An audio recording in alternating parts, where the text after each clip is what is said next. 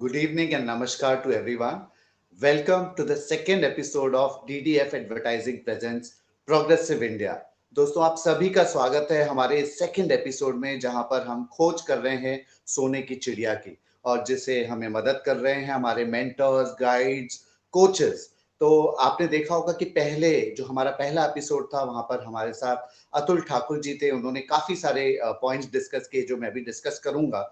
और आज हम एक ऐसे अनोखे सेल्स और बिजनेस कोच से मिलने वाले हैं जो आपको बहुत ही अच्छी जानकारी देंगे जिससे आपके बिजनेस को स्केल अप करने में, सस्टेन करने में बहुत मदद होगी। दोस्तों आप सभी को मैं बता दूं कि आप अपने क्वेश्चंस हमें प्रोग्रेसिव इंडिया टीवी के फेसबुक पेज पर जरूर भेज सकते हैं। आपको ये क्वेश्चंस उसी फेसबुक पेज पे भेजने हैं, प्रोग्रेसिव इंडिया टीवी। नीचे स्क्रॉल भी चल रहा होगा, हमारा लोगो भी वहां पर है, आप वहां पर अपने क्वेश्चन जरूर भेजें। हमारे एक्सपर्ट्स, मेंटर्स, गाइड आपके सभी क्वेश्चंस के आंसर करेंगे। दोस्तों आज का हमारा प्रोग्राम फिर से एक बार एक्मे इवेंट्स ने स्पॉन्सर किया है। एक्मे इवेंट्स जो कॉर्पोरेट इवेंट्स करते हैं, exhibition, theme parties, conferences, seminars, gala night, dealer meet, सब में एक्सपर्ट्स हैं। और आजकल तो जैसे लॉकडाउन का जमाना है या आगे चल के आप अगर लाइव शेयर्स भी करना चाहते हैं तो एक्मे इवेंट्स आपको साथ दे सकता है। दोस्तों आगे बढ़ते हैं और एक बार फिर से आप सभी का स्वागत करते हैं DDF advertising presents progressive India episode 2। दोस्तों हमने पहले एपिसोड में सीखा, देखा, हमारे मेंटर्स ने आपको सब जानकारियां दी कि जैसे लॉकडाउन खत्म होगा उसके बाद आप अपने बिजनेस को कैसे सस्टेन करेंगे, कैसे बढ़ाएंगे, क्या करेंगे। तो हम वो दो तीन बातें हम लोग एक बार रिकैप कर लेते हैं। जो मेरी जानकारी थी उसके हिसाब से पहले जो हमें अतुल जी ने बताया कि लॉकडाउन सिचुएशन है वो यूनिक है, मतलब बहुत सालों में एक बार ऐसे होता है और ये सिचुएशन जो है सबके लिए कॉमन है। तो ऐसे नहीं है कि सिर्फ आपका बिजनेस इंपैक्ट किया है, सभी का बिजनेस इंपैक्ट किया है, सभी की मतलब हमारे भारत की जो इकोनॉमी है उसको इंपैक्ट किया है। तो वो थोड़ा टाइम लगेगा उसको उभरने में। पर हम लोग जो मैं नेक्स्ट पॉइंट अतुल जी ने बताया था कि you have to create like at least 6 months का फंड सर्वाइवल के लिए, आपको इमरजेंसी फंड जमा जरूर करना है। तो आगे अभी आप जैसे लॉकडाउन खुलेगा या सेल्स आप जैसे भी प्लानिंग कर रहे हैं तो आप इतना जरूर ध्यान में रखिए कि आपको 6 मंथ्स का सर्वाइवल फंड आपके पास जरूर होना चाहिए ताकि आप बिजनेस अनइंटरप्टेडली आप कर सके। तो दोस्तों ये हमें अतुल सर ने जानकारी दी कि ये यूनिक सिचुएशन है, सभी बिजनेस को इंपैक्ट करेगी। 6 महीने का सर्वाइवल और इमरजेंसी फंड आपके पास होना चाहिए। उसके अलावा सर ने यह भी बताया कि हम लोग को अपने बिजनेस को नए नए वेज में हम लोग कैसे प्रमोट करें, सोशल मीडिया के जरिए या डिजिटली हम लोग कैसे उसको एक्सपांड कर सकते हैं, आप उस पर सोच सकते हैं। मतलब कि learning learning is the game. तो आपको लर्निंग करना है, आपको नए नए तरीके सीखने हैं, एक्सप्लोर करने के, मल्टी टास्किंग बनना है। मतलब अगर आप अगर प्रोडक्ट बेचते हैं या सर्विस देते हैं तो अगर आप डायरेक्ट कस्टमर के कांटेक्ट में आते हैं तो आपको ऐसे वेज ढूंढने हैं कि आप डायरेक्ट कस्टमर से कांटेक्ट नहीं करके भी आप सेल्स बढ़ा सकें या अपना बिजनेस को मेंटेन कर सकें। मतलब आपको नई नई चीजें सीखना होगा, चाहे वो नेट हो या आपका पैशन हो, डिजिटल मार्केटिंग हो, वेबसाइट डेवलपमेंट हो। तो ऐसे ऐसे जो भी हमारे प्रोफेशंस हैं वो आगे चलकर काफी ज्यादा बूम करने वाले हैं। उसके बाद हमने ये भी सीखा कि आफ्टर लॉकडाउन बिजनेस विल जो इनोवेशन है, जिसने भी इनोवेशन किया, जिसने भी कोई अनोखा तरीका इजाद किया वो ही अब मार्केट में विनर होकर साबित होगा। तो जो भी लोगों की एक्सपेक्टेशंस होती है, डिमांड्स होती है, उसको एवरी जो भी बिजनेस है वो पूरा कर पाएगा, ऐसा हमें अतुल ठाकुर जी ने बताया था। उसके अलावा जो हमारा जैसे कहते हैं ना कि एक घर पे अगर कोई शादी करके नई बहू आती है तो उसको पूरे घर में एडजस्ट करना पड़ता है। तो जो आगे का सिनेरियो होगा लॉकडाउन के बाद, जो एम्प्लॉय एम्प्लॉयर का रिलेशनशिप होगा वो भी एज अ नई बहू का होगा। तो हमें उसका साथ देना है, हमें उसे सिखाना है, समझाना है। नए नए नॉर्म्स आज आगे आ जाएंगे, जैसे मास्क पहनना कंपल्सरी हो जाएगा। जो बेसिक गाइडलाइंस हैं वो हम सबको फॉलो करना है, वो फॉलो करते करते करते अपने बिजनेस को एक्सपांड करना है, सस्टेन करना है। तो हमें काफी अच्छी जानकारी दी थी हमारे मेंटर, हमारे पहले मेंटर अतुल ठाकुर जी ने। और हम उनका शुक्रिया अदा करते हैं।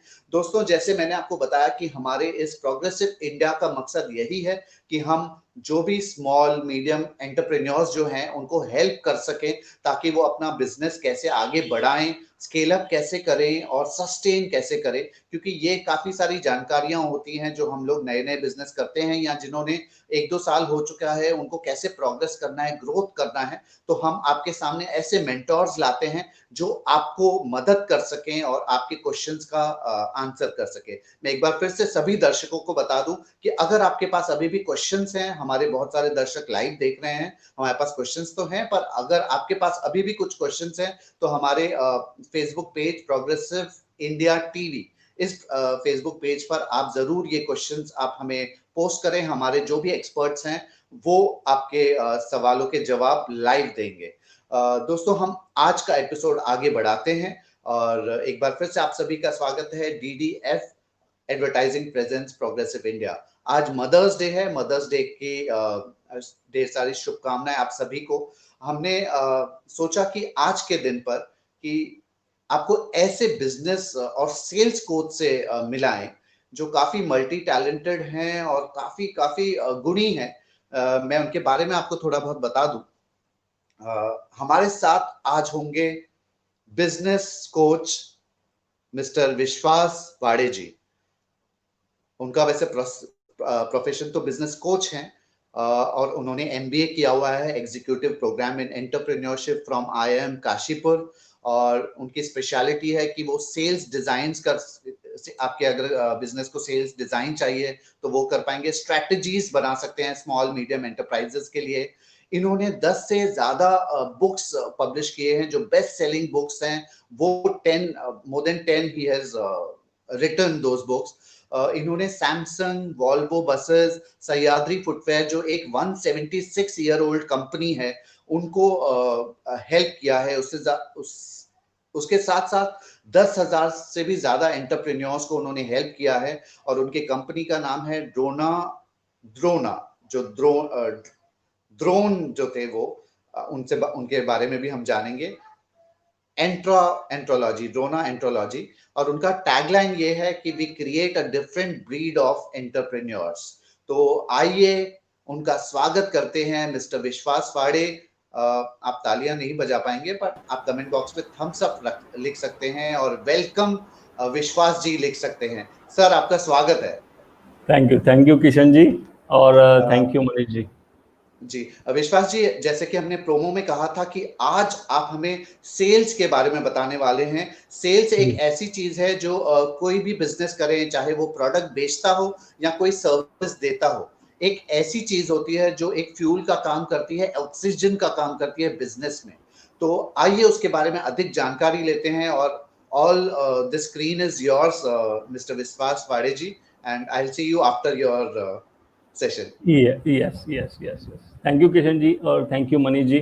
मुझे बहुत आनंद हुआ कि आप इस टाइप की सीरीज़ आपने लॉन्च की है, जो कि अलग अलग जो SMEs है, जो अपने एंटरप्रेन्योर्स है, जो इंडिया को हेल्प करते हैं ग्रो होने के लिए, बड़ा होने के लिए। और उनके लिए ये बहुत ही काम का सब्जेक्ट है। जैसे हम कहते हैं कि एंटरप्रेन्योरशिप एक बहुत वास्ट सब्जेक्ट है और वो सीखनी पड़ती है, राइट। उसमें अलग अलग पॉकेट्स है और ऐसे कहा जाता है कि इंडिया में हर साल जितने बिजनेसेस निर्माण होते हैं, काम स्टार्ट होते हैं, उसमें से 20-25% बिजनेसेस फर्स्ट ईयर ही बंद होने का चांसेस बहुत ज़्यादा है। इसका कारण यही है कि अलग अलग जो प्रॉब्लम्स है, उसमें एक बड़ी जो प्रॉब्लम है लोगों को या एंटरप्रेन्योर्स को, वो सेल्स रिलेटेड है। और सेल्स, जैसे मैं हमेशा कहता हूँ कि एक ऑक्सीजन है आपके बिजनेस का। आपके बिजनेस में ऑक्सीजन ही नहीं होगा तो फिर बहुत ज़्यादा टाइम हम सर्वाइव नहीं कर सकते। सो 4 A's ऑफ एंटरप्रेन्योरशिप कहा जाता है, जिसमें फर्स्ट एस जो होता है वो सर्वाइवल का होता है, दूसरा एस जो होता है वो सस्टेनेबिलिटी का होता है, तीसरा सक्सेस का, और चौथा सिग्निफिकेंस। ऐसे 4 एस स्ट्रेटेजीज जिसको हम कहते हैं, उसमें से जो फर्स्ट एस है वो बहुत काम का है, विच इज़ सर्वाइवल। तो मैं हमेशा कहता हूँ कि अगर आपने बिजनेस शुरू किया है तो पहले 3 साल में आपको सर्वाइवल जो मोड है जितना उसमें से बाहर निकलना बहुत ज़रूरी है।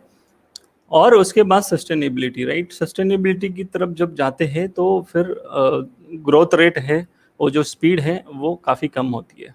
तो आज जो हम बात करने वाले हैं, जैसे किशन जी आपने और मनीष जी ने मुझे कहा कि सेल्स के ऊपर बात कीजिए सर, क्योंकि सेल्स बहुत ही काम का और सबका चहीता सब्जेक्ट है, और मेजॉरिटी जो बिजनेसेस को प्रॉब्लम हो रहा है वो सेल्स रिलेटेड है।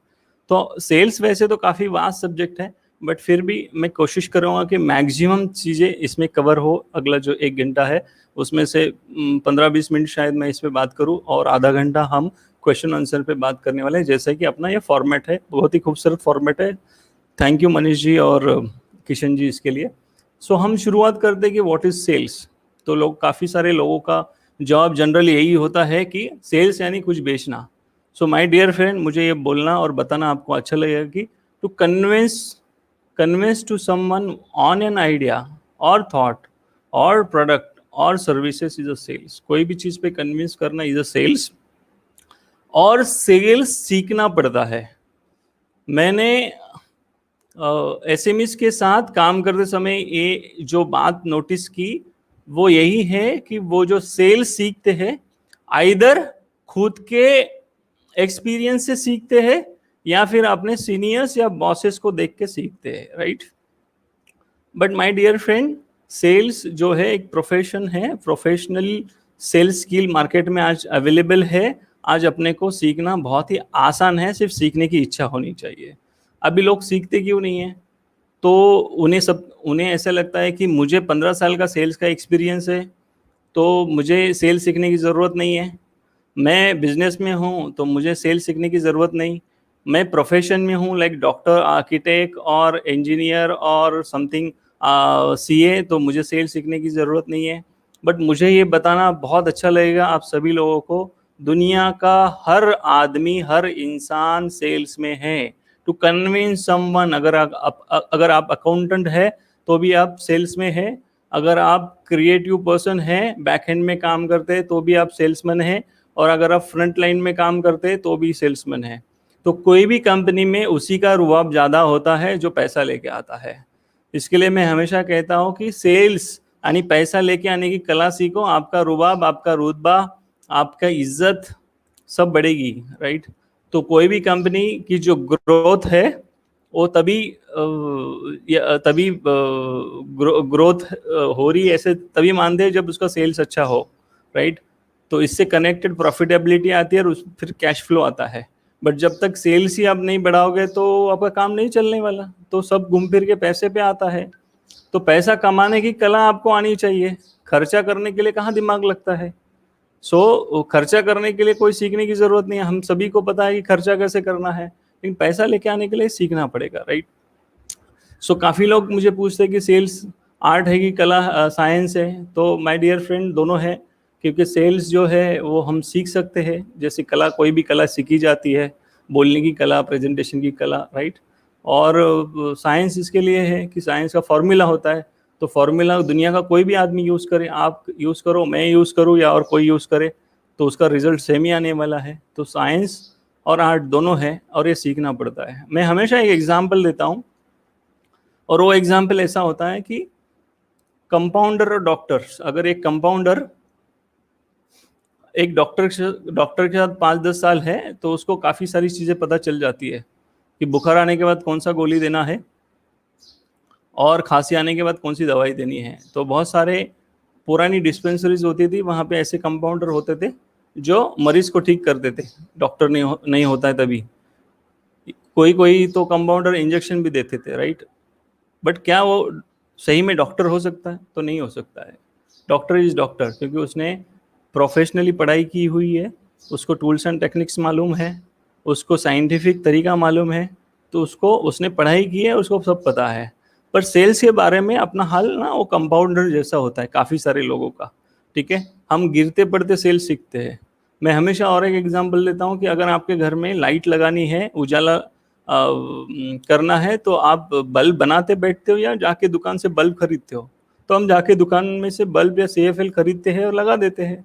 किसी और ने, यानी एडिसन ने वो बना के रखा है फॉर्मूला, करेक्ट। सो से प्रोफेशनल सेल्स स्किल्स सीखना बहुत ज़रूरी है और उसका फ़ायदा हमें होता है। दूसरी एक चीज़ मैंने और एक चीज़ देखी, एसएमईज के साथ काम करते समय, हमारे जो बिजनेस कोचिंग का जो प्रोफेशन है उसमें सेल्स जो होता है वो निग्लेक्टेड होता है या अंडर एस्टिमेट होता है। अभी दोनों में क्या फ़र्क है? निग्लेक्टेड यानी ऑटो मोड में सेल्स है। बहुत सारे लोग जो कहते हैं कि हमारा सेल्स है ना, हमें कुछ करने की ज़रूरत ही नहीं है, हमने इतना अच्छा सर्विस दिया हुआ है, इतना अच्छा प्राइसिंग दिया हुआ है, इतना अच्छा क्वालिटी देते हैं कि लोगों की जो भीड़ है हमारे दुकान पे, हमारे शॉप पे, हमारे ऑफिस पे उमड़ पड़ती है, तो हमें फुर्सत नहीं है उनको सर्व करने के लिए। That is neglected auto mode sales, right.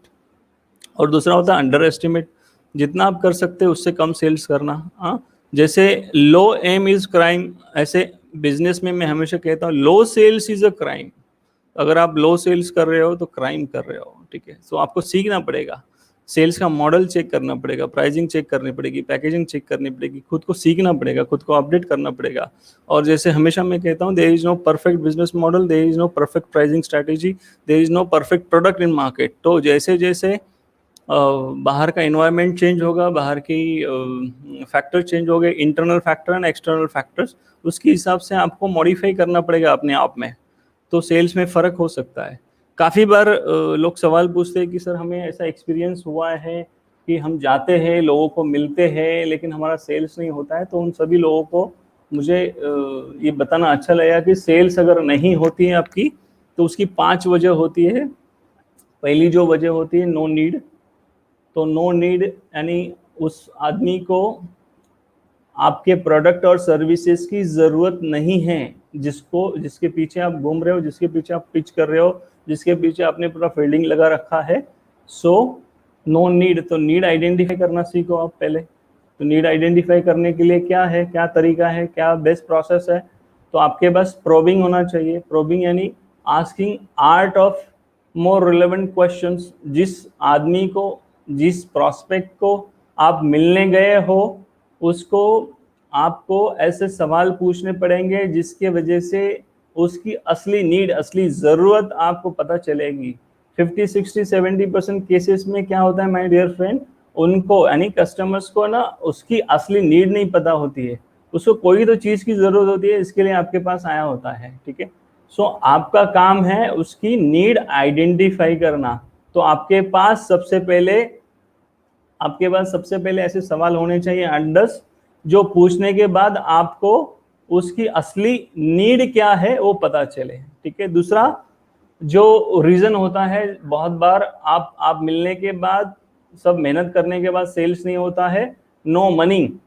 आपका जो प्रोडक्ट और सर्विसेज है वो खरीदने के लिए उसके पास पैसे नहीं होते हैं। पैसे नहीं होते यानी वो कंगाल होता है, ऐसा नहीं है। आपके लिए जो प्रोडक्ट और सर्विसेज के लिए प्रोविजन होना चाहिए वो नहीं होता है, उसके कारण वो आपके प्रोडक्ट और सर्विसेज नहीं खरीदता है।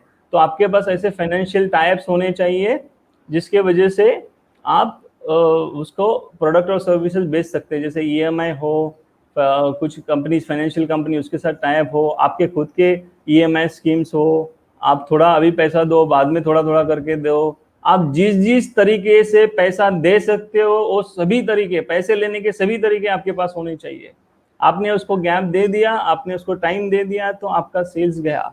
तो सेल्स में ऐसा कहा जाता है, अगर आपके कस्टमर की आप केयर नहीं करोगे तो आपका कॉम्पिटिटर उसकी केयर कर देता है, और केयर करता है और वो आपके कॉम्पिटिटर के पास जाता है। और फिर हम कहते हैं कि अरे सेल्स नहीं है, बाहर कोरोना है, बाहर मौसम खराब है, इस साल बहुत ही मार्केट खराब है, जीडीपी की वाट लगी है। लेकिन बिलीव मी, अभी ये कोरोना के पीरियड में भी बहुत सारी इंडस्ट्रीज ऐसी है जिसमें सेल्स बढ़ गया है, सेल्स हो रहा है, ठीक है। तीसरा जो कारण होता है नो हरी। घाई नहीं है, उसको प्रोडक्ट तो लेना है, सर्विस लेनी है, लेकिन घाई नहीं है, अभी नहीं लेना है। तो इसके लिए आपके पास बहुत ही अच्छा ऑफर होना चाहिए related to money, pricing related offer, एकदम mind blowing offer, pricing related, ऐसा कि जो प्राइस कभी जिंदगी में उसने सुना नहीं हो, one time offer, life time offer, ऐसी टाइप की कुछ एक आध ऑफर आपके पास होनी चाहिए। तीसरा जो कारण होता है नो डिजायर। लेना है, जरूरत है, सब है, लेकिन ना आपसे नहीं लेना है, ठीक है, डिजायर नहीं है, इच्छा नहीं है, ठीक है। इस केस में भी आपका प्रोडक्ट रिलेटेड कोई ऑफर होगा, सर्विस रिलेटेड कोई ऑफर होगा जो यहाँ पे काम करके जा सकता है। और पांचवा जो रीजन होता है ना, वो होता है नो ट्रस्ट। हाँ, ये बहुत ही जबरदस्त रीजन होता है। सब चीजें ठीक ठाक होने के बावजूद भी वो आपसे नहीं लेता है, आपके बाजू वाले से लेता है। इसमें ना एक बहुत ही खास और फेमस एग्जाम्पल मैं देना चाहूंगा, जो अपने हेनरी फोर्ड है उनका। हेनरी फोर्ड ने यूएस की उनके टाइम में बहुत ही बड़ी इंश्योरेंस पॉलिसी खरीदी थी, और तभी उनकी बहुत चर्चा हो गई थी मीडिया में वगैरह। तो जो मीडिया के रिपोर्टर थे उसमें से एक ने उनको पूछा कि अरे हेनरी सर, आपका जो क्लोज फ्रेंड है वो भी इंश्योरेंस में है, लेकिन आपने उनसे कभी इंश्योरेंस नहीं लिया। तो उसने कहा कि उसने मुझे पूछा ही नहीं। तो बहुत बार तो अपने को पूछना पड़ता है, पूछना ज़रूरी है। और बिलीव मी, आप जो भी बिजनेस करते हैं, जो भी बिजनेस में है, सर्विसेज में है, आपके क्लोज फ्रेंड, क्लोज रिलेटिव को नहीं पता है कि आप करते क्या है। हाँ, ये अपना नेटवर्क है, इतनी एसेट्स है वो अपनी, हम यूज नहीं कर पाते। और आज के डेट में हर एक आदमी के पास 500 से 1000 कॉन्टैक्ट्स इजीली होते हैं जो आपको कनेक्ट कर सकते हैं। उसमें से कुछ तो 5-10% तो लोग होंगे जो आपसे कनेक्टेड प्रोडक्ट और सर्विसेज यूज करते होंगे। सो ये 5 चीजें हमने देखी। आपका जो सेल्स कॉल, जो भी सेल्स में है, हम लोग सभी सेल्स में इनफैक्ट, तो अपने जो सेल्स कॉल छूटते हैं लोग, तो ये 5 रीजन से होता है। पहला, नो नीड। दूसरा, no money. No desire, no hurry, और नो ट्रस्ट।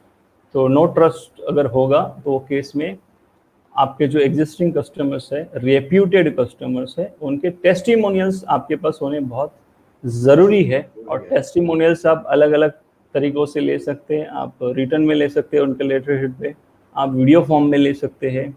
और सेम इंडस्ट्री का टेस्टिमोनियल्स बहुत ही अच्छे तरीके से काम करता है। फॉर एग्जांपल, अगर मेरा प्रॉस्पेक्ट यानी जिसके पास मैं गया हूँ बेचने के लिए, वो होटल इंडस्ट्री का है, तो उसको अगर मैं होटल इंडस्ट्री का, रेप्यूटेड होटल इंडस्ट्री का अगर टेस्टिमोनियल्स दूँ, जिसके लिए ऑलरेडी मैंने काम किया है, तो वो बहुत ही कारगर साबित हो सकता है, बहुत ही इफेक्टिव साबित हो सकता है, और उसका जो क्लोजिंग रेशो है बहुत ज़बरदस्त है।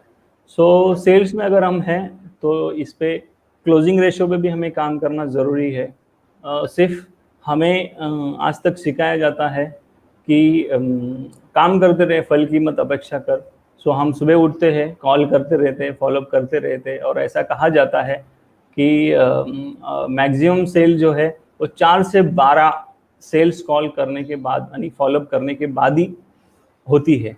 अगर फर्स्ट टाइम कॉल करने के बाद या मिलने के बाद आपका सेल्स हुआ, तो दुनिया में सिर्फ 2% सेल्स के कॉल है जो क्लोज होते हैं। तो आप बहुत नसीबवान हैं, आप बहुत खुश नसीब है। आपका लक बहुत अच्छे से काम कर रहा है कि वो 2% में से कस्टमर आपको मिला है, ठीक है। बट मैक्सिमम जो कस्टमर्स है वो 4 से 12 बार फॉलोअप करने के बाद ही क्लोज होते हैं। तो आपके पास पेशेंस होना बहुत ज़रूरी है। विदाउट पेशेंस तो काम नहीं है आपका। अगर सेल्स में काम करना है, पेशेंस चाहिए बस, ठीक है। नहीं तो पेशेंट या पेशेंट, अगर पेशेंट नहीं है तो आप पेशेंट बनते हो, ठीक है। तो पेशेंस होना बहुत ज़रूरी है। और सेल्स का जो रोल होता है ना, उसमें माय डियर फ्रेंड 5 अलग अलग रोल्स होते हैं। मतलब सेल्स जब होता है तो फर्स्ट जो रोल होता है ना, वो इनिशिएटर्स का होता है, फिर इन्फ्लुएंसर का होता है, फिर डिसीजन मेकर का होता है, फिर कस्टमर का होता है, और फिर कंज्यूमर का होता है। तो ये 5 रोल अपने को आइडेंटिफाई करने बहुत ज़रूरी है। अदरवाइज क्या होता है, हम उठते हैं, जाते हैं, अपना प्रोडक्ट बताते हैं, समझते हैं और बाहर आते हैं। तो ये जो काम है ना, वो सेल्समैन का है, ठीक है। अभी एक सर्टेन टाइम के बाद है ना, अपना रोल चेंज हो जाता है। We are not salesman, we are consultant. Consultant का काम है फाइंड आउट नीड क्या है उसकी, उसका पेन पॉइंट क्या है, उसका प्रॉब्लम्स किधर है। और you should be an solution provider, not a salesman, right. Salesman का काम है ज़्यादा बोलना, कंटिन्यू बोलना। और कंसल्टेंट का काम है मैक्सिमम सुनना, राइट। और जितना आप सुनोगे कस्टमर को, उतना आपको पता चलेगा इसका पेन कुछ और है, बता कुछ और रहा है, इसकी नीड कुछ अलग है, इसकी वांट्स कुछ अलग है, इसके पास फाइनेंशियल जो प्रोविजन है वो कुछ अलग है, बट उसकी डिमांड कुछ और है, ठीक है। तो वो आप सुनने के बाद ही आपको पता चलेगा कि इसका एक्चुअली इसको देना क्या है। सो अपना काम है, आपके पास जो है वो बेचना काम नहीं, वो सेल्समैन का काम होता है। You are not a salesman. और सेल्समैन है ना, वन टाइम ट्रांजेक्शन होता है, एक बार बोला खत्म हो गया, राइट। मैं हमेशा बोलता हूँ, मेरे जितने भी कोर्सेज होते हैं हमारे सेल्स रिलेटेड, मनीष जी भी उसमें से वन ऑफ द पार्टिसिपेंट, उनको भी काफ़ी फायदा हुआ। मैं हमेशा कहता हूँ हमारे सभी पार्टिसिपेंट को, एक बार आपके पास प्रॉस्पेक्ट आया और वो कस्टमर हो गया आपका, तो बिलीव मी उसने 25 साल आपको धंधा देना चाहिए। ऐसा ट्रीट उसको करो, ऐसा सर्विस उसको दो, उसके एक्सपेक्टेशन से ज्यादा दे दो, फास्ट दे दो, बेस्ट दे दो, जो जो है वो दे दो ना, क्या प्रॉब्लम। आप गिन के बैठोगे तो आपको काम नहीं होने वाला है।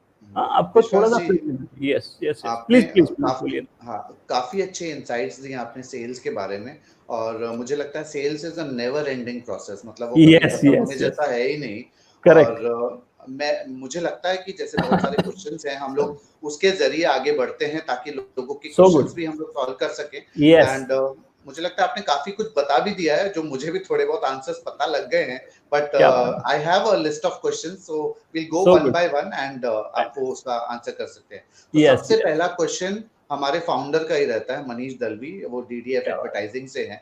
तो उनका एक क्वेश्चन मैं वो बताने के पहले दर्शकों को बता दूं कि उन्होंने आर्ट ऑफ सेल्स आपसे सीखा है, और एक और कोर्स जो है वो भी सुपर सेल्स एक कोर्स है जो आप सिखाते हैं, वो आपके यहाँ से कर रहा है। तो मुझे आप सिर्फ ये बताइए कि लोग जानते हैं कि मनीष को सेल्स आता है, Manish Dalvi no sales, but जो सेल्स होता है वो जॉब ओरिएंटेड पर्सन के लिए अलग और एंटरप्रेन्योर्स के लिए अलग ऐसा होता है क्या? ये मेरा क्वेश्चन है आपसे। Okay, good question. बिकॉज जो हमारे दर्शक आज है काफ़ी सारे जो दिख रहे हैं, उसमें कुछ जॉब ओरिएंटेड है, मतलब कोई जॉब कर रहा है, कोई सेल्फ एम्प्लॉयड है, कोई कोई स्मॉल एंटरप्रेन्योर्स है, कोई माइक्रो एंटरप्रेन्योर्स है, कोई मीडियम एंटरप्रेन्योर्स है, राइट, सभी प्रकार के लोग हैं। जी। और जैसे आपने थोड़े टाइम पहले कहा, sales is never ending story. So उसमें स्किल सेट अलग अलग है, ठीक है। करेक्ट। एंटरप्रेन्योर्स का जो, जैसे हम हमेशा हमारे हर कोर्स में सिखाते हैं कि 3 अलग अलग रोल होते हैं। जैसे जो मैनेजर का रोल होता है, वो काम होता है एग्जीक्यूशंस करना, मैनेजर का काम जो होता है। लीडर का जो काम होता है वो होता है चेंजेस लेके आना सिस्टम में, प्रोसेस में, लोगों में, पैकेजिंग में, प्राइसिंग में, स्ट्रेटेजीज में। और एंटरप्रेन्योर्स का काम होता है रिस्क लेना। तो उसका जो सेल्स है वो रिस्क लेवल का सेल्स है। उसका जो अम्ब्रेला है वो काफ़ी बड़ा है। कंपैरेटिवली एम्प्लॉय जो होता है उसको सिर्फ एग्जीक्यूशन लेवल का सेल्स करना होता है। पर अगर एक एक एम्प्लॉय है, उसको जब तक वो अपना सेल्स स्किल्स नहीं बढ़ाएगा, जैसे मैंने थोड़े टाइम पहले इस स्पीच में भी कहा, ये वाले कि मैंने कहा कि जो पैसा लेके आता है उसका रुबाब या रुतबा बहुत ज्यादा होता ज्यादा है कोई होता भी है। कंपनीज में। वही करेक्ट। हीरो होता है बिजनेस का, करेक्ट। तो बिजनेस में अगर पैसा लेके आता है वो सेल्समैन, तो वीपी सीईओ बन सकता है वो। मैंने ऐसे लोग देखे हैं, वो उनको 15-20 साल का एक्सपीरियंस है, उनके रिज्यूमे में लिखते हैं कि मुझे 15 साल का एक्सपीरियंस है, लेकिन एक साल का एक्सपीरियंस 15 साल होता है, इसके लिए वो तरक्की नहीं करते। तो इस सेल्स से सीखना पड़ता है। जैसे मैंने कहा कि there is no perfect model, not pricing, perfect pricing, not perfect business model. तो ऐसे ही सेल्स का जो अलग, अभी 24 टाइप की अलग अलग प्राइसिंग स्ट्रेटेजी हम सिखाते हैं सेल्स में, राइट। तो सेल्स वो सीखना ही पड़ेगा। और जॉब के लिए अलग है डेफिनेटली, करियर ओरिएंटेड सेल्स होता है, और एंटरप्रेन्योर्स के लिए उसका जो अम्ब्रेला है वो काफी बड़ा है। तो दोनों अच्छा, का डेफिनेटली अलग अलग है। मेरा प्लीज। दूसरा सवाल आपसे ये होगा कि जो एंटरप्रेन्योर्स होते हैं, तो वो जब भी किसी को देखते हैं वो सोचते हैं कि ये मेरा कस्टमर है। सो ऐसा करेक्ट होता है क्या कि मतलब जो भी एंटरप्रेन्योर्स हैं कि उनके सामने जो भी आ गया दे स्टार्ट सेलिंग, कि मतलब हाँ ये चलो मैं इसे बेचना शुरू करता हूँ, करेक्ट आया तो करेक्ट आया, नहीं आया तो आया, तो ऐसा वो करेक्ट। करना चाहिए क्या? हाँ, गुड क्वेश्चंस। सी क्या है, ग्राउंड लेवल पे जो सेल्समैन होता है ना, अगर आप देखोगे तो वो जैसे ट्रेन में प्रोडक्ट बेचते हैं या रास्ते पे प्रोडक्ट बेचते हैं, वो स्मॉल टिकट साइज वाले जो प्रोडक्ट होते, that is called transactional based sales. मतलब एक ही बार आप आए, लिया और चले गए, सेकेंड डे पे आओगे कि नहीं इसकी कोई गारंटी नहीं है, ठीक है। करेक्ट। सो ऐसे केस में ट्रांजैक्शनल बेस्ड जो सेल्स होता है, उसमें लॉन्ग टर्म लॉयल्टी और वो सब नहीं होता है। तो सो मतलब there is product no, wise वो होता है। हाँ, तो उसमें कैसा है कि इस दुनिया में अलग अलग टाइप के हम साइकोलॉजी बेस्ड सेल्स सिखाते हैं हमारे अलग अलग प्रोग्राम्स में, कि साइकोलॉजिकल सेल्स कैसा होता है।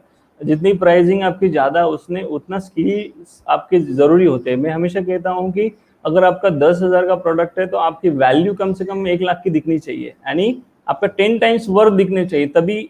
मतलब ट्रस्ट फैक्टर है ना, जब तक मैं आपका विश्वास नहीं करूंगा तब तक मैं आपका आपसे प्रोडक्ट या आपकी सर्विसेज खरीदूंगा नहीं। तो मुझे जब तक आप पे विश्वास नहीं होता है ना, तब तक नहीं होता है सेल्स। तो उसके लिए कस्टमर जो है ना हर एक का अलग अलग है, तो उसको परफेक्ट कस्टमर हम कहते हैं, राइट। तो आपका प्रोडक्ट के अनुसार आपका कस्टमर अलग है, और इस दुनिया में अलग अलग कस्टमर की बाइंग साइकोलॉजी अलग है, और साइकोलॉजी अलग है, इसके लिए उसका परचेस करने का भी तरीका अलग है। तो आप जब तक जब तक सेल्समैन पसंद नहीं आता तब तक वो प्रोडक्ट खरीदता नहीं है। यानी सब मेरे कस्टमर्स नहीं है, सब कस्टमर्स नहीं है, particular group, particular size, particular behaviour का जो लोग है वो मेरे कस्टमर्स है। तो वो आइडेंटिफाई करना बहुत जरूरी है। अगर वो आइडेंटिफाई कर पाए आप, तो आपका जिंदगी बहुत आसान हो जाएगा, कम एफर्ट्स में ज्यादा से ज्यादा सेल्स होना बहुत आसान हो जाएगा, क्लोजिंग रेशियो बढ़ेगा। तो आपका हर एक विश्वास जी, आदमी, हाँ, यस, तो मुझे ये बताइए कि ऐसा कोई मतलब क्राइटेरिया है क्या कि जिससे मैं मान लूं कि हाँ ये मेरा परफेक्ट कस्टमर है? यस है। अगर आप 1 से 3 साल बिजनेस में है, तो सबसे पहले तो आपका डेटा देखना बहुत ज़रूरी है, ठीक है। और एसएमईज, मेरे भाई बंधु जो है एसएमईज, उनसे मेरी एक विनती है कि भाई साहब आप सभी लोग आपका डेटा मेंटेन कीजिए। हाँ, सब दिमाग में रखना छोड़ दो, सब बुक में लिखना छोड़ दो, हाँ उसको सिस्टम में डालो। जब तक सिस्टम नहीं आएगा बिजनेस में, आपका बिजनेस बढ़ेगा नहीं, अगर भगवान आके भी आपको बिजनेस सिखाएगा, ठीक है। सो जब तक डेटा मेंटेन नहीं करोगे, ये सब जो आप सवाल पूछ रहे हो उसका कोई रिलेवेंट नहीं है। अगर आपके पास कोई सिस्टम सॉफ्टवेयर नहीं, कोई बात नहीं, आप एक्सेल में एक डेटा मेंटेन करो। कौन कस्टमर है, कभी आया मेरे पास, कितना बिजनेस लिया, कौन से लोकेशन से आया, कौन से सोर्स से आया, कब तक टिकेगा, फिर कभी बिजनेस दिया क्या। हाँ, ये सब डेटा जब आपके पास जमा होता है तो आपको डिसीजन लेने बहुत ईजी होते हैं। जैसे अभी आपने कहा कि मेरा कस्टमर कौन है, आज मुझे एडवर्टाइजिंग देना है, तो मेरे पास जो एडवर्टाइजर आता है, मेरे सामने जो दिखता है उसको मैं दे देता हूँ। उसमें कभी रिजल्ट आएगा, कभी नहीं आएगा, आया तो आपका नसीब, नहीं आया तो उसका नसीब। तो ये सब होते रहता है, राइट। अगर स्ट्रैटेजिकली डिसीजन लेना है तो सबसे पहले मुझे समझना पड़ेगा मेरा कस्टमर कौन है, परफेक्ट कस्टमर कौन है, जिसको मैं पकड़ूं तो मुझे एज इट इज एक्सेप्ट कर सकता है, जैसा मैं हूं, जैसी मेरी प्राइसिंग है, जैसी मेरी टीम है, जैसा मेरा प्रोडक्ट है, जैसी मेरी प्राइसिंग है, जैसी मेरी क्वालिटीज है, ऐसा मुझे एक्सेप्ट करे एज इट इज। एक तबका मार्केट में है जो आपसे सर्विसेज ले रहा है। आपके पास ये डेटा होना बहुत जरूरी है पहले तो, फिर उसको एनालिसिस करना बहुत जरूरी है। बहुत ज्यादा बिजी रहने से बहुत ज्यादा बिजनेस बड़ा हो सकता है, ऐसा नहीं है। जैसे आपने अभी जो सवाल पूछा, एकदम परफेक्ट सवाल पूछा कि ये जो डेटा है वो अगर मैं एनालिसिस करूं हफ्ते में एक बार आधे घंटे के लिए, तो मुझे पता चलेगा कि मेरा कस्टमर चेंज हो रहा है क्या, मैं गलत कस्टमर को पिच कर रहा हूँ क्या, मेरा सही तरीके से जा रहा हूँ क्या, लोकेशन सही है क्या, एज ग्रुप सही है क्या।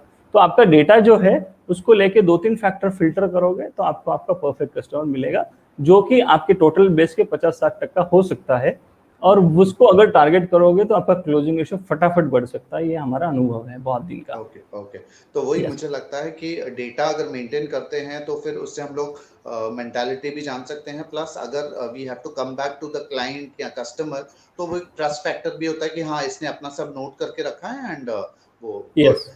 सो मेरा अगला क्वेश्चन आपसे ये होगा कि हमें बहुत बार क्या होता है कि कस्टमर्स अपॉइंटमेंट तो देता है बट फिर भी सेल नहीं हो पाता, तो उस टाइम पे हमको क्या करना? मैंने ऑलरेडी ये ना, आई थिंक ये जो अभी 5 फैक्टर मैंने सेल्स के कहे ना, नो हाँ, need, no no money, need, no, हाँ उसमें से हाँ, एक हो सकता है। दूसरा क्या होता करेक्ट है, करेक्ट, हमारा अप्रोच बहुत बार गलत होता है, राइट। अभी काफी बार हमें भी फोन आता है, लोगों को मालूम नहीं होता है, तो वो हमें भी कुछ बेचने की कोशिश करते हैं और वो शुरू हो जाते हैं, because they are salesman, right. और ट्रेनिंग की यहाँ पे ना बहुत हेल्प हो सकती है।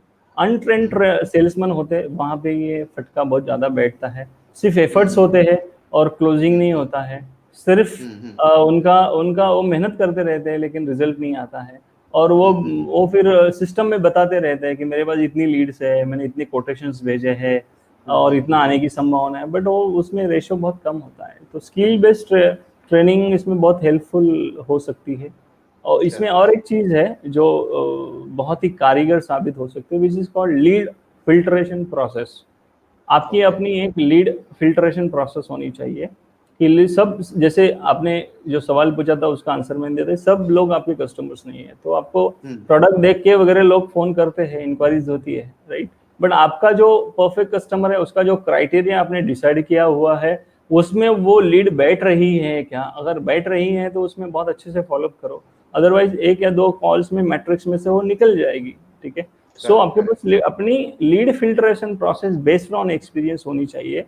और एक चीज मेरे मेरे ऑब्जर्वेशन में ऐसे आई कि लोग ना ट्रेनिंग पे खर्चा करने के लिए या ट्रेनिंग में इन्वेस्टमेंट करने के लिए हिचकिचाते प्रोफेशनल्स हैं। को, हाँ, प्रोफेशनल्स को हायर करने के लिए हिचकिचाते हैं। और ये हम्म। नहीं करना चाहिए, बिकॉज क्या होता है, एक हम्म। प्रोफेशनल जो होते प्रोफेशनल लोग होते हैं वो आपको जो जो आप 10 साल में जो आपने अचीव किया है वो अगले 1 या 2 साल में अचीव करवा सकते हैं।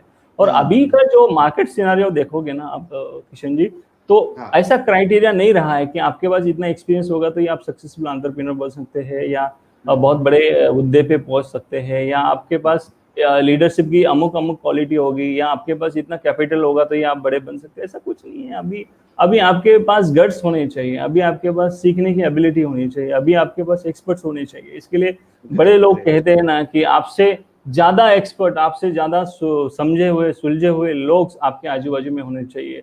और वही करेक्ट। काम है उनका, काम वही है, स्ट्रेटेजीज, जी। तो वो थैंक करना बहुत जरूरी है।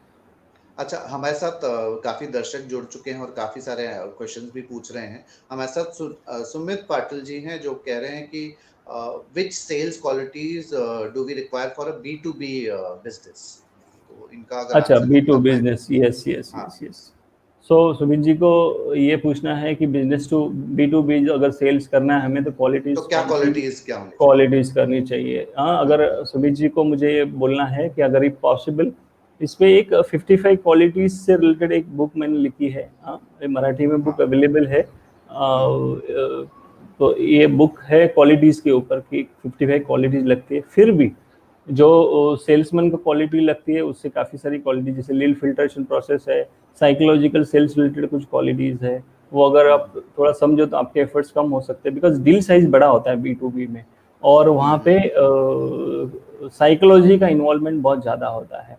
और अगर जितने भी बड़े बिजनेसेस है अगर आप ध्यान से देखोगे तो वहाँ पे परचेस मैनेजर बहुत ही अच्छे क्वालिटी का उन्होंने रिक्रूट किया होता है। उसका काम सिर्फ सिर्फ निगोशिएशन करना, अच्छी प्राइसिंग लेना, अच्छे टाइप से निगोशिएट करना, और उसको सेल्स के काफ़ी सारे टूल्स और टेक्निक्स उन्हें ऑलरेडी सिखाए जाते हैं, ठीक है। सो ये एक लंबा सब्जेक्ट है, बट फिर भी मुझे बोलना बहुत अच्छा लगा, बी टू बी के लिए अलग सेल्स क्वालिटीज़ है, और वो अगर आप उसके सीख लिए लो एक तो अलग फायदा। उसके लिए एक अलग से सेशन रखना पड़ेगा। Correct correct correct correct correct correct, अच्छा तो बी टू विश्वास बी जी, क्वालिटी। मैं जब आपका इंट्रोडक्शन दे रहा था तो आपका ऑर्गेनाइजेशन का नाम है द्रोणा एंट्रोलॉजी। एंथ्रोलॉजी, यस। तो उसका द्रोणा, उसका मतलब क्या है। यस, द्रोणाचार्य वाला द्रोणा है।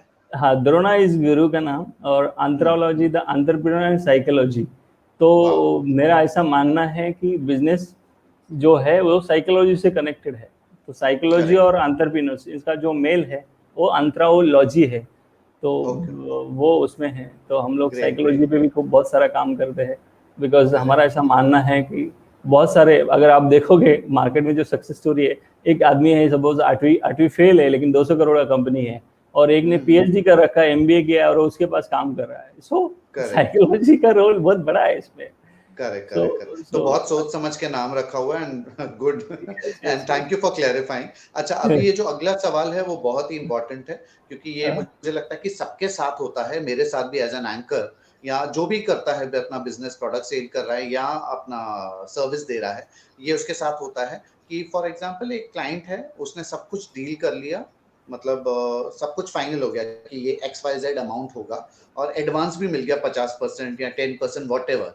पर जब काम खत्म हो जाता है उसके बाद वो आनाकानी करता है कि नहीं नहीं मुझे तो अभी इतना हुआ, इतना देना है, मैं 100% नहीं दूंगा, और अगर देता भी है तो वो काफी फॉलो अप करने पड़ते हैं, उसके बाद देना पड़ता है। तो ऐसी सिचुएशन में हमें क्या करना चाहिए, यस मतलब यस, सेल गुड तो गुड क्वेश्चन। डील हो गया है। Yes, correct, good question. और ये जो आपने सवाल पूछा, ये बहुत सारे लोगों के साथ अक्सर होता है, और खासकर स्पेसिफिक इंडस्ट्रीज में तो ज़्यादा होता है। सो इसमें होता क्या है कि कोई भी कस्टमर है वो आपको चेक करता है, आपका इंफ्रा चेक करता है। अगर आप ध्यान से देखोगे, अगर आप ध्यान से देखोगे तो जहाँ पे इंफ्रा वीक होता है ना, वहाँ पे निगोशिएशन बहुत ज़्यादा होता है।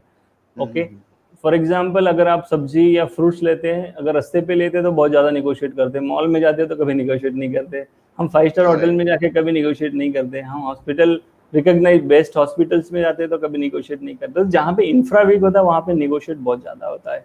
और अभी रहा आपका सवाल कि 50% आ गया और बाद में आनाकानी कर रहा है, ये जो प्रॉब्लम है पॉलिसीज की वजह से है। वो आपको चेक करता है कि अगर आपको पैसा नहीं दूं तो चल सकता है क्या। अगर आपने थोड़ा सा भी वीकनेस है, आपको बहुत ज्यादा नीड आपने दिखाई, तो आपको तो पूरा जूस निकाल लेता है। तो आपका फर्स्ट पॉलिसीज बनाओ कि ये हमारी पॉलिसी है, एज पर पॉलिसी हम काम करेंगे। पॉलिसीज में थोड़ा 19-20 इधर हो सकता है लेकिन पैसा नहीं जाएगा उसमें। So make a policies. तो पॉलिसी का जो एब्सेंस है उसके वजह से काफी नुकसान होता है।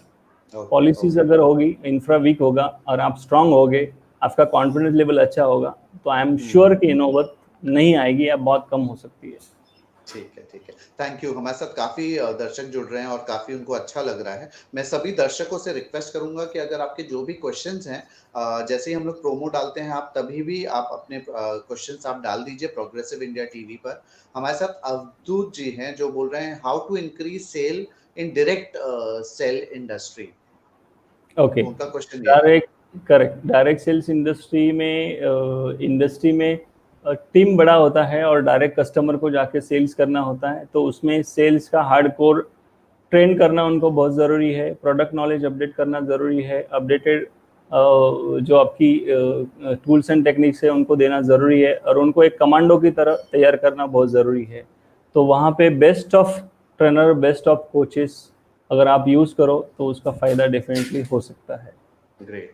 अच्छा, आपने जो इसके पहले वाले क्वेश्चन पे मैं वापस आ जाऊंगा। एक दर्शक ने क्वेश्चन पूछ लिया था। आपने कहा था कि अगर ऐसा है कि 50% एडवांस दिया है, बाद में वो आनाकानी कर रहा है, तो पॉलिसीज बनानी चाहिए। पर हमने पॉलिसीज बनाई हैं, उसके बाद भी अगर क्लाइंट वो अगर नहीं देता तो क्या करना चाहिए?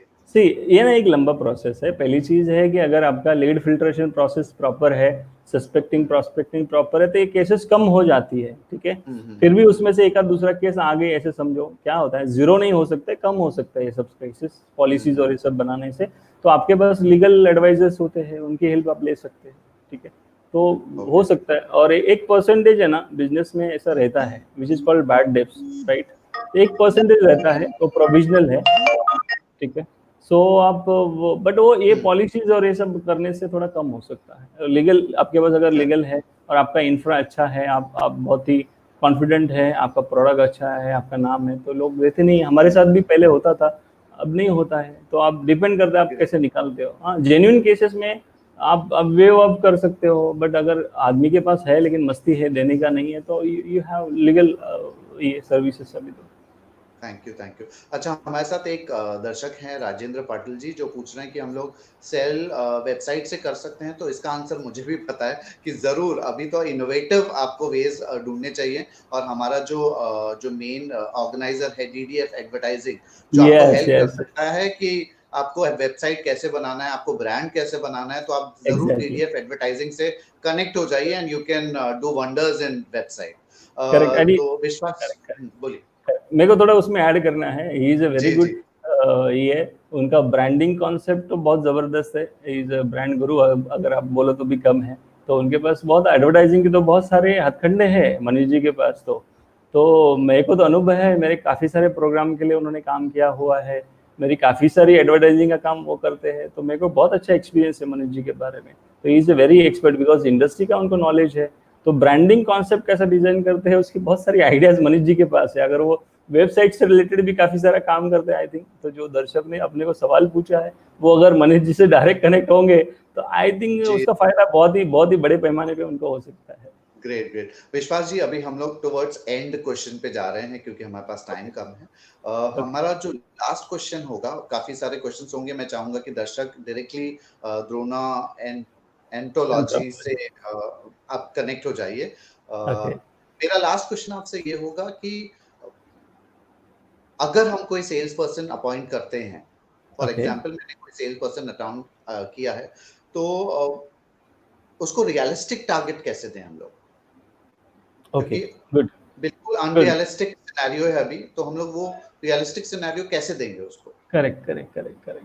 ओके, उसमें ना दो दो दो टाइप से मैं उसका आंसर दूंगा। पहला जो आंसर है वो ऐसा है कि सबसे पहले तो आप जो सेल्समैन रिक्रूट कर रहे हो वो कैसे कर रहे हो, ठीक है। सो सेल्समैन रिक्रूट करते समय दो क्वालिटी आप जरूर देखिए।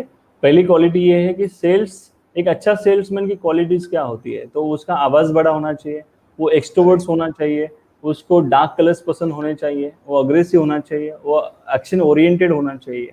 तो ये जो आदमी है वो फील्ड का काम का है, वो बोल सकता है, वो कन्विंस कर सकता है, उसको कन्विंस करने की कला बहुत अच्छे से आ सकती है। और अगर आप उसको स्किल और प्रोडक्ट का नॉलेज दो तो वो एकदम डायनामाइट की तरह काम कर सकता है। दैट इज फर्स्ट वन, ठीक है। इसकी इसकी अपोजिट क्वालिटी है, वो बैक एंड के लिए काम करती है। मतलब इंट्रोवर्ट आदमी है तो वो स्किल बेस्ड काम कर सकता है, वो बैक एंड का काम कर सकता है, उसका उसका जो कंसेप्चुअल लेवल है वो काफी अच्छा हो सकता है, उसको लाइट कलर पसंद होते हैं। तो ये क्वालिटीज है, तो ये क्वालिटीज देख के उसको आप पहले तो रिक्रूटमेंट कीजिए फर्स्ट।